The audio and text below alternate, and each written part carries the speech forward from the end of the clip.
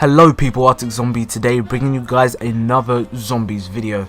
Today in this video I'm going to be discussing why I think Shadows of Evil is the most underrated map in the zombies community.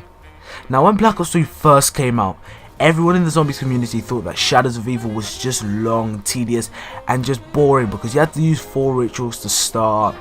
Now what I think Jason Blundell and the zombies team did was give the zombies players just something to think about when they actually start the game. Not in a map like Kino where the most you'd have to do is get to the box and get the best weapons, and after you had pressed 2 buttons and that was it, you went Pack-a-Punch. What they did, they made you use points and use your knowledge and skill. You have to be swift and lose most of your agility to actually get the Pack-a-Punch open. You have to do the beast mode things which require really fast movement, because if you fail you'll probably have to wait until the next round to use a beast mode again to actually get it open. So if you play your cards right and you're doing it on solo, you can get all the Pack-a-Punch open at round 2 minimum and round 4 maximum.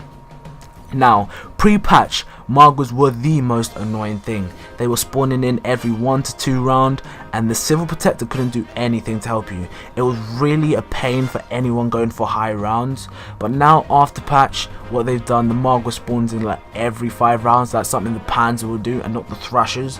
But they are much easier to kill if you get the Civil Protector to land right next to them. Now many people obviously know this, but the Apothicon Servant is the wonder weapon for Shadows of Evil. What Revelations did was kinda killed off the vibe for Shadows of Evil, because they went and took the Apothicon Servant and what they did, they put it in Revelations and made it upgradable. Now I feel like what Jason Blundell and his team should have done was made it non-upgradable in Revelations but upgradable in Shadows of Evil. Now I say this because the Apothicon Servant is probably one of the best wonder weapons. Pre-patch it was actually the easiest thing to Pack-a-Punch, had the most ammo, but in Revelations it's been nerfed to nearly half the ammo. Now people don't do this much because they don't play Shadows of Evil, but things like the sword, which is probably the best wonder weapon, specialist weapon in our case, but it's actually the easiest thing to make. Not things like the Ragnaroks where you're waiting 10 minutes for a rocket test fire for 1 piece, and things like the Gauntlet of Siegfried where you have to wait every 2 rounds to do something. The specialist weapon is the easiest thing. As soon as it costs 1,000 points maximum to actually do it, because all you have to do is get on the train and that's it. Now once you've gotten on the train, all you have to do is just make sure you get the sword, upgrade it, and that's that. You've got one of the coolest wonder weapons aesthetically and statistically for the game. Now also Shadows of Evil brought us the very first new perk that we got in a long time. So we got Widow's Wine.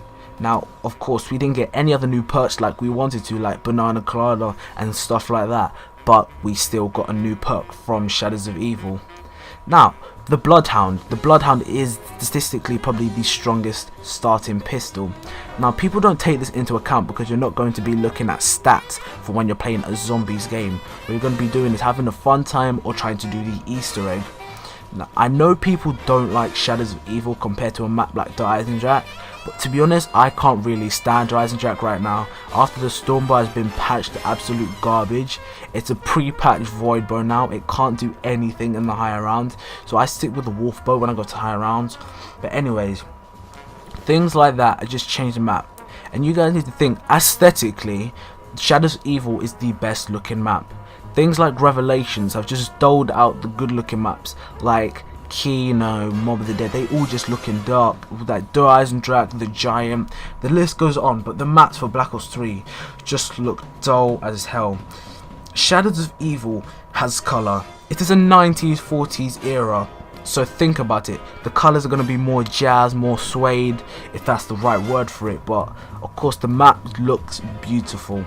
The Civil Protector want is gold, looks amazing. People don't take this into account, but they need to understand that Shadows of Evil is the best looking map. The Pack-a-Punch camo, they took it from Mob of the Dead, but they redefined it for a next gen game. It's just small things like this that people don't take into account and realize that it's better than most maps like Der Eisendrache and Zetsubo. I feel like Zetsubo was aimed at something, but they didn't get the right.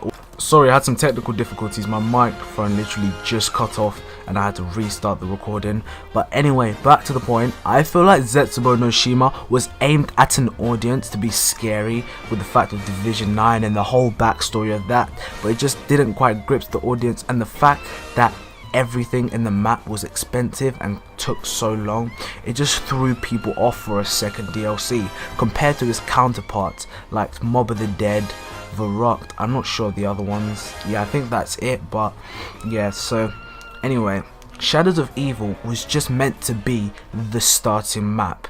It was just meant to be the map where it would start everything for the big maps.